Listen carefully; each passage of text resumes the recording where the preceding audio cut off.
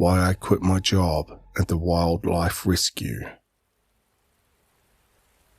I've always been passionate about animals, even when I was a very young girl. I used to beg my parents repeatedly almost every week to take me to the zoo, and the family television was practically always tuned into Animal Planet, much to the chagrin of my video game-obsessed older brother. I wanted to go into veterinary medicine as a career, but the cost of schooling, amount of time it would take to get my degree, and frankly, grueling work hours eventually made it clear to me that it wouldn't be an option. Still, I made the best of the hand I was dealt, choosing to work at various animal shelters, non-profits, and other organizations associated with animals. I even had a short stint working as a janitor at the zoo I used to be so excited to visit as a child, though the commute was hell. I had to quit that last job because it turned out that behind the scenes, the zoo administration was taking far worse care of their animals than I would have liked, and I didn't feel comfortable being complicit in their mistreatment. In any event, this path in life eventually led me to work at a small wildlife rescue. It wasn't an especially glamorous position, and I will freely admit the pay was abysmal, but I had a chance to make a genuine difference in the world, and that made me happy. For every sick deer or injured goose we nursed back to health, I felt like I had a real purpose. It wasn't always a particularly pleasant gig, if I'm being entirely honest. Even the most ardent nature lover will soon find that the task of saving wild animals begins to lose its luster after week of squirrel bites and diseased bird shit. Nonetheless, I genuinely did enjoy my job, at least until that final night. The night that made me never want to work with animals ever again. See, while we didn't have the staff to do this every night, when we had the chance to, we would have a skeleton crew run the graveyard shift, since a lot of the time we'd come in the next morning to find half a dozen missed calls from people who wanted help with some nocturnal critter or another. I was happy for the extra pay, and most of the time things were fairly quiet, so I had a chance to put up my feet and read a book or mess about on my phone in between having frantic callers asking if they could bring in a bat that had flown into their home. That particular evening, I was pacing between social media apps on my phone out of boredom when we got a call from what sounded like a very distressed middle-aged man. "This is the wildlife rescue. How can I help you?" Hi, well, I don't know how to put this exactly. I know it sounds crazy, but there's a wolf in my front yard. He was right. It did sound crazy. From what I was aware, there were no wolves in this state outside of zoo animals, and I highly doubted one had managed to escape captivity at my former place of employment and find its way over to this relatively isolated area. The place I lived in was not a large town by any means, little more than a couple streets full of shops, surrounded by a vestigial suburb and some farmlands. "Sir, are you absolutely sure it's a wolf? We don't really have those around here. It's significantly more likely it might just be a stray dog, maybe a coyote at worst." I don't know for sure, but it's big, real big. If it's a dog, it's certainly the biggest one I've ever seen, and there's something wrong with how it moves, like it's got a limp or something, but I can't quite put my finger on it. I think it might only have 3 legs. I got the man's address and thanked him for his time before getting up to go grab the other member of the skeleton crew. Let's call him Jake. Jake had been there a little bit longer than me, and we generally got along pretty well. He used to be studying to become a veterinary technician, but the stress got to him, and he decided to take a job here instead. His experience with at least some veterinary medicines made him a great asset, though he did sometimes make some very stupid decisions. I once had to stop him trying to grab a rattlesnake with his bare hands just because he was so excited for an opportunity to catch a snake. However, the main reason I wanted him to accompany me was that he was quite a large man, and there was something about the whole situation from the get-go that made me very nervous. I felt a lot more comfortable bringing along someone who looked like he could bench press 400 pounds if he had to. The farmhouse that the man had called from was only a quick drive away, maybe 15 minutes at most. At the time, I thought this was quite fortunate. While the full moon was shining bright enough for us to see the road fairly well, I never liked driving long distances on these country roads after dark. I always worried a deer or something might jump out in front of the wildlife rescue's crappy old van, or that I'd take a wrong turn or something like that. Unfortunately for Jake and I, we arrived without any difficulties to the farmhouse, and the animal was still there.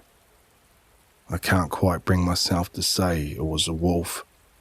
Not after what I experienced.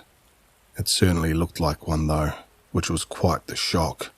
Both Jake and I let out a near simultaneous murmur of "holy shit" as we caught our first glimpse of the thing. Something people often forget is that wolves are big, up to 180 pounds at the largest. For comparisons, huskies only get up to about 60 pounds at the most. This thing was enormous. That has to be a wolf. No way in hell is this thing just a stray dog, mused Jake. It might be a wolf dog, I suggested. It doesn't quite look like a wolf, does it? There's something off about the proportions. Something about the thing's physiology bothered me, but I couldn't put my finger on why. It just wasn't moving the way it should have. I was reminded of a video I'd seen a couple of months ago of an extremely realistic animatronic, something made for an amusement park, I think. It was quite well crafted to be sure.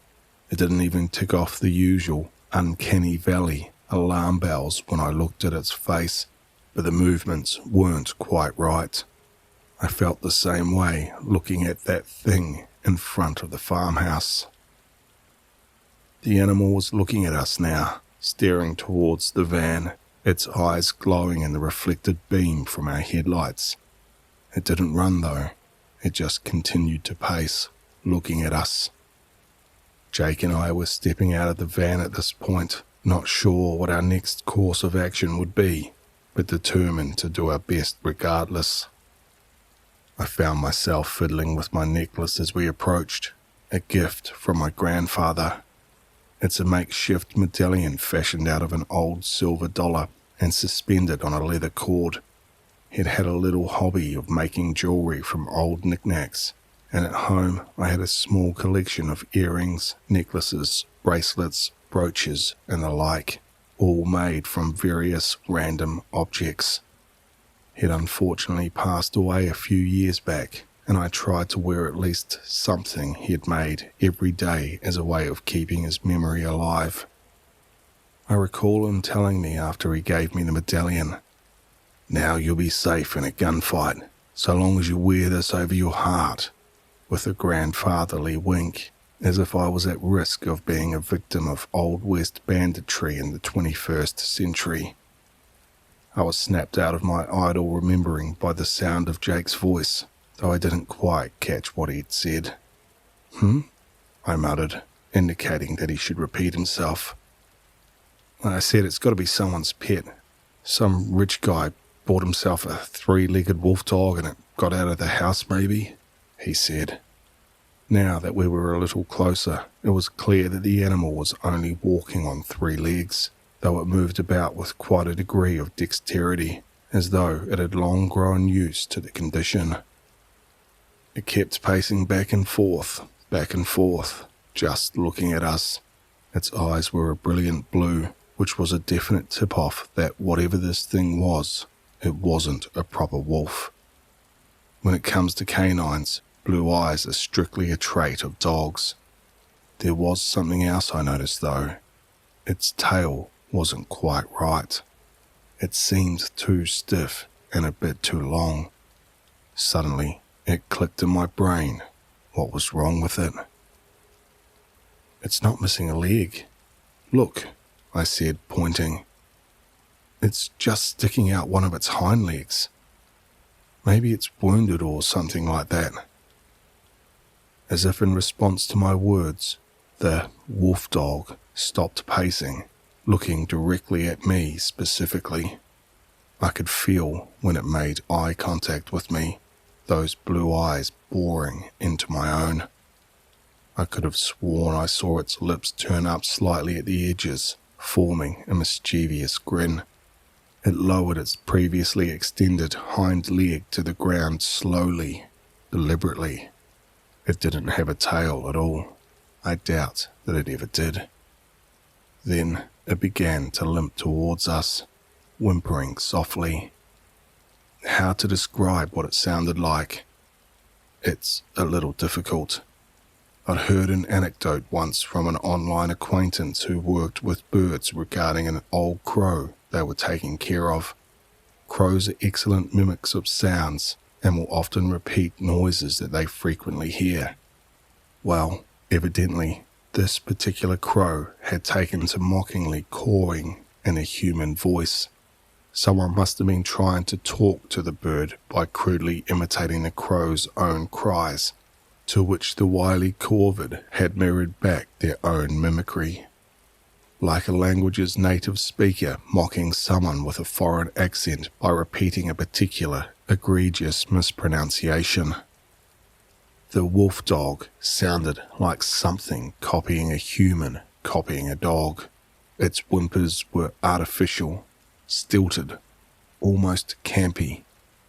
It sent shivers up my spine immediately, but Jake didn't seem to notice. "You're right, he's definitely hurt, and judging from how he's reacting to us, I'd certainly wager he's somebody's lost pet. I vote we take him back to the rescue and try and contact a domestic animal shelter in the morning. I'm sure we can find a cage that will fit him for just one night," said Jake, sounding almost enthusiastic. I noticed how quickly the animal had changed from an it to a he. Humans will start bonding with anything if it seems pitiful. Jake held out a hand for the thing to sniff. "Jake, don't," I started to say, about to warn him that it was equally likely the thing was so seemingly friendly due to rabies. But before the words could leave my lips, the animal was already licking his hand meekly. "Come on, boy," Jake said in a playful tone. "Let's get you in the van, then we'll get you some treats when we get back to the rescue."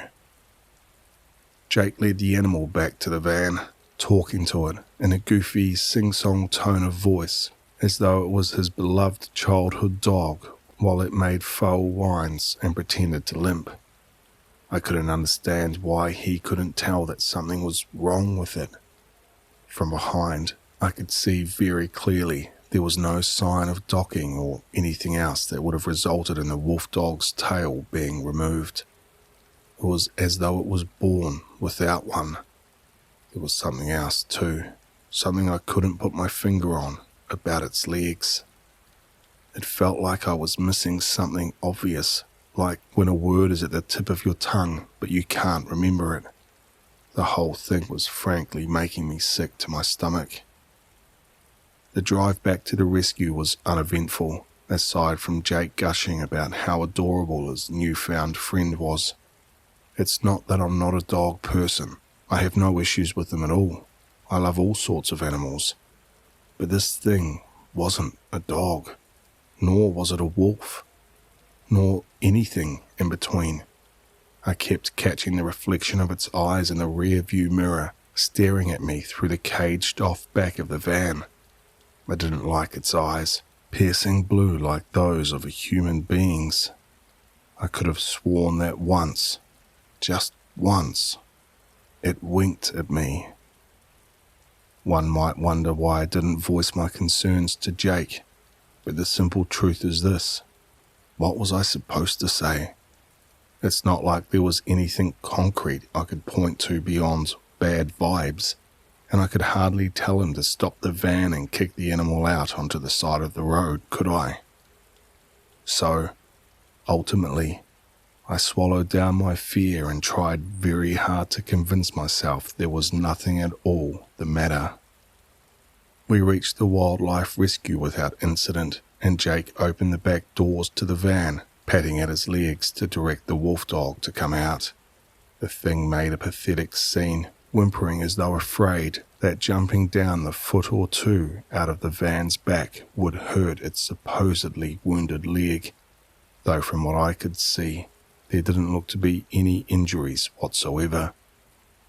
Ultimately, Jake wound up assisting the thing out of the van, lifting it gently down while it whined and yelped in that terrible, mocking voice. Jake begrudgingly put a collar and leash around the animal's neck, only at my insistence, complaining that it was obviously tame and that he was sure it would behave itself, but I wouldn't hear of it. If he wanted to adopt the damn thing, that was his own business. He still needed to follow basic safety precautions. We guided the thing into the kennels, where we nudged it inside the largest one, a cage usually reserved for injured deer.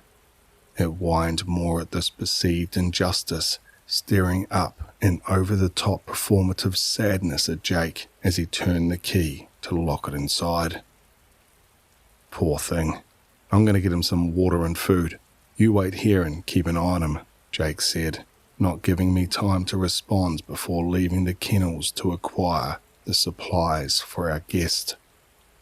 As soon as Jake left the room, the animal stopped its whining nearly instantly. I think it could tell I wasn't falling for its act. It just stared at me, and once again I could see that faint, terrible smile on its face. The wolf dog wasn't the only occupant of the kennels that evening. There was a raccoon, a bobcat, and a goose. All of them seemed terrified of the thing.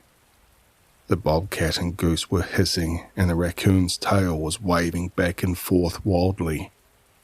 I'd always been told I had more empathy for animals than people, and as I stood there, being stared at by this not wolf, I wondered if maybe that was why I instinctively was repelled by it in the same way the other patients of the wildlife rescue were. It didn't feel like an animal. It felt like ages just standing there, looking at this smiling, mocking thing shaped in a parody of a canine. In the bright light of the kennel, I could see it much clearer, and the longer I looked, the more queasy I felt. I won't go over all of the hideous quirks of proportion that made the thing look so uncanny, because frankly, most people wouldn't notice. Dogs come in all shapes and sizes, and it would take someone with a particular eye for this sort of thing to understand what I would even be talking about. To this day, I still don't understand how Jake couldn't see it for what it truly was. With his education, he ought to have been able to notice. I will mention one thing though, something which especially made my skin crawl. Beneath the fluorescent light, I could finally tell what had been bothering me about its legs. Wolves, dogs, and other canines all have digitigrade legs. That is to say, they walk upon their toes. It basically means that their limbs have an extra joint on which to bend, which is generally more useful for quadrupedal motion. In contrast, humans have plantigrade legs. We walk on the soles of our feet. This animal's legs were plantigrade. This can happen sometimes in dogs. It is a deformity which is known to occur, but this thing didn't look deformed. It didn't seem to have any trouble walking, despite its act with Jake. It just moved as though it were a human being crawling about on all fours. It was around the same time as I had this realization that Jake entered the room with the food and water for our guest, and I excused myself to go sit at the reception desk and try to convince myself everything was fine. It's just a weird dog, there's nothing to worry about, You're probably just tired. Your mind is playing tricks on you," I kept thinking to myself, my internal monologue working overtime to wash away my discomfort while I fiddled with the medallion my grandfather made. The terrible thing is, it was so close to the end of our shift when it happened. The sun was due to start rising in half an hour, and we would have been replaced by the morning crew. We were almost done. We were almost safe. Jake and I had been finishing up our last remaining tasks before we had to head off for the morning when we heard an awful racket coming from the kennels.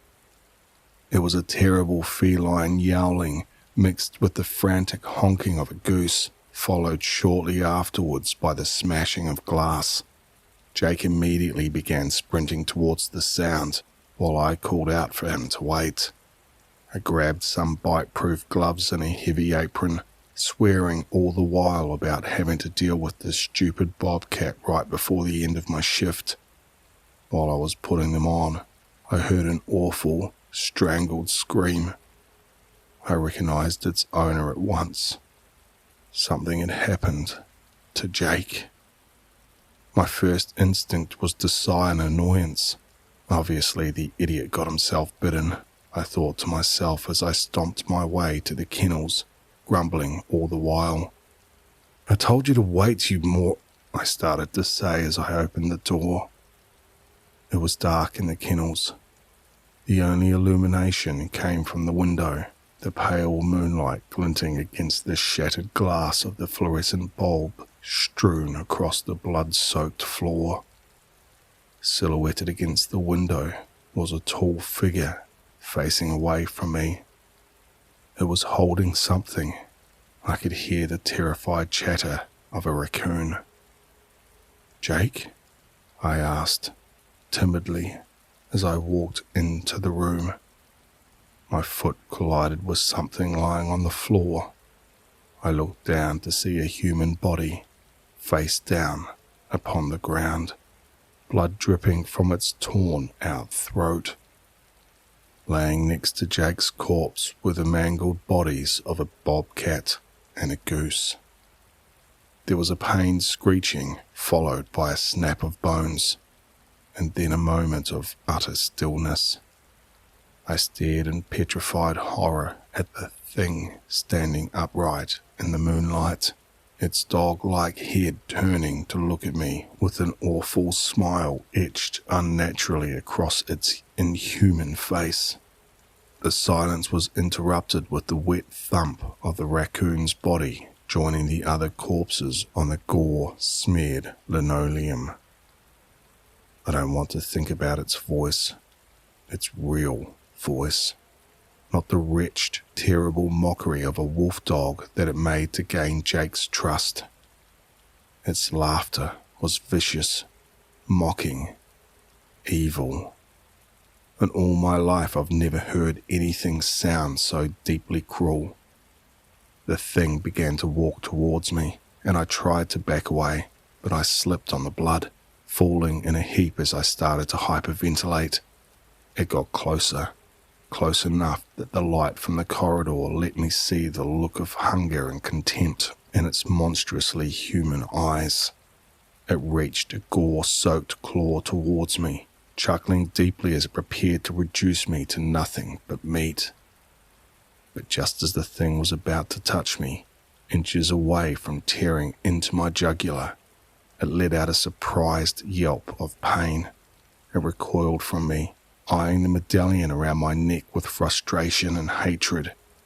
My mind flashed back to when my grandfather gave it to me and what I said to him in response. "A gunfight, Papa? Really? I'll probably get more use out of it fighting off werewolves." The monster huffed and growled before leaping over me and tearing down the hallway in a blur of blood-stained fur. I heard the smashing of wood and glass when it crashed through the front door of the wildlife rescue, letting out a mocking imitation of a wolf's howl as it fled into the waning darkness of the rapidly fading night. When my co-workers found me in the kennels, Paralysed with fear and covered in Jake's blood, they immediately called the police. Based on all the evidence they found at the scene, coupled with my admittedly somewhat hysterical account of the thing that did it, they put the whole affair down to being the work of a rabid wolf dog. They informed animal control, but of course, nobody ever found anything. I never bothered showing up to work at the wildlife rescue again after that, and I've been working a shitty retail job ever since. The pay is awful, the hours are lousy, and the work is demeaning, but that doesn't matter. All that's important is that the schedule is flexible enough that I never have to keep working after sunset whenever there is a full moon. I spend those nights at home with the door locked and bolted, clutching my grandfather's silver dollar medallion and praying I don't hear that mocking voice pretending to whimper outside the door to my apartment.